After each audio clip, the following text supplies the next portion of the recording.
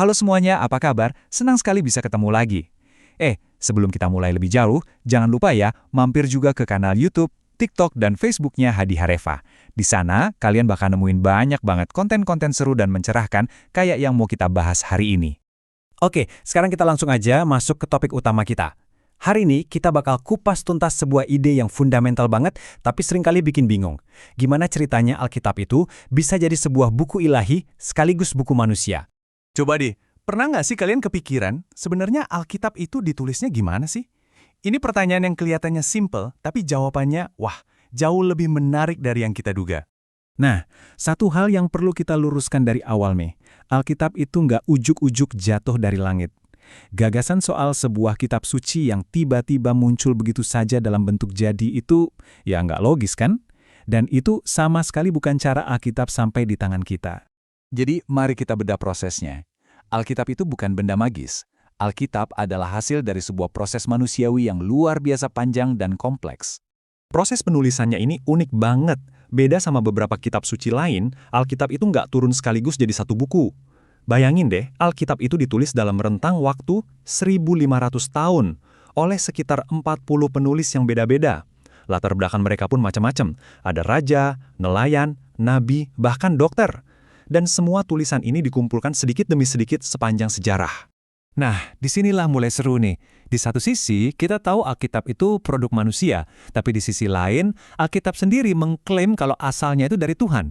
Loh, jadi gimana caranya kita mendamaikan dua hal yang kelihatannya tabrakan ini? Klaim ilahinya ini berpusat pada satu kata kunci yang penting banget dalam bahasa Yunani, yaitu theopneustos.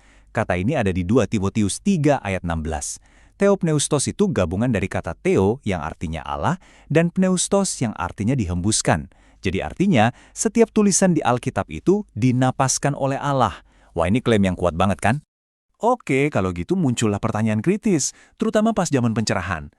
Kalau setiap katanya benar-benar dinapaskan oleh Allah yang sempurna, terus gimana dong kita ngejelasin bagian-bagian yang kelihatannya nggak konsisten? Atau bahkan kok kayaknya bertentangan ya? Nih, kita lihat contoh klasiknya yang sering banget diangkat. Di 2 Samuel, ditulis Daud membunuh orang dari 700 kereta perang. Tapi di 1 Tawarikh, angkanya jadi 7.000 orang yang berperang dengan kereta. Loh, kok beda? Satunya bilang 700, satunya 7.000. Mana yang bener dong? Hal-hal kayak gini nih yang bikin banyak orang jadi ragu. Nah, untuk menjawab kebingungan ini, di dunia teologi itu muncullah dua jawaban yang ekstrim, yang saling bertolak belakang. Keduanya coba menyelesaikan masalah ini, tapi ya masing-masing punya kelemahan. Di satu sisi, ada pandangan liberal. Mereka bilang, udahlah, Alkitab itu buku buatan manusia biasa aja. Isinya memang penuh hikmat, tapi ya wajar kalau ada salah-salahnya. Mujizat itu cuma mitos. Di sisi lain, ada pandangan dikte. Kubu ini bilang, wah, nggak bisa gitu. Alkitab itu 100% ilahi.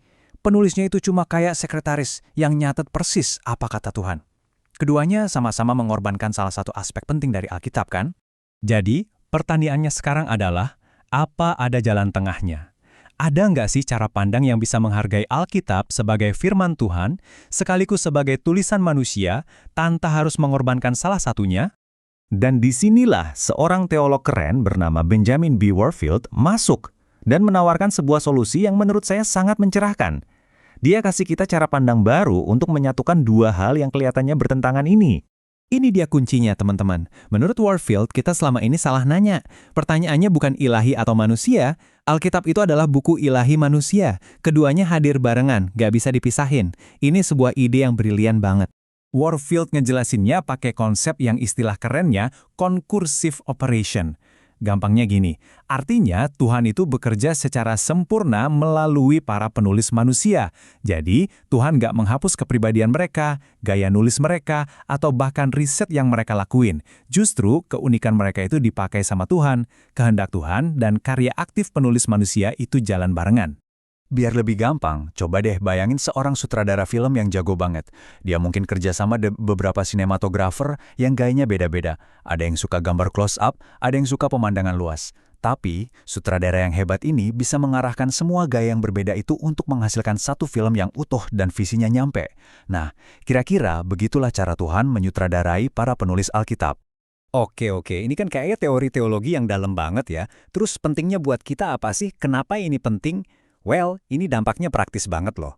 Artinya, Kita jadi lega. Kita nggak perlu pusing milih-milih lagi antara buku ilahi atau buku manusia.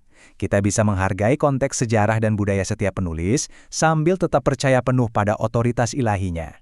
Nah, soal angka kereta perang tadi gimana? Itu bukan berarti salah, tapi bisa kita lihat sebagai dua sudut pandang berbeda yang justru melengkapi dan memperkaya ceritanya. Kutipan dari Warfield ini benar-benar ngerangkum semuanya dengan sempurna. Seluruh kitab suci adalah produk dari aktivitas ilahi, bukan dengan cara menggantikan, tetapi dengan cara bekerja secara berbarengan dengan aktivitas para penulis manusia. Keren banget kan? Nah, sebagai penutup, aku mau lempar pertanyaan ini buat kalian renungkan. Dengan pemahaman baru bahwa Alkitab adalah sebuah buku ilahi manusia, kira-kira gimana ya hal ini mengubah cara kalian membaca dan memahaminya? Coba direnungkan. Terima kasih banyak sudah menyimak.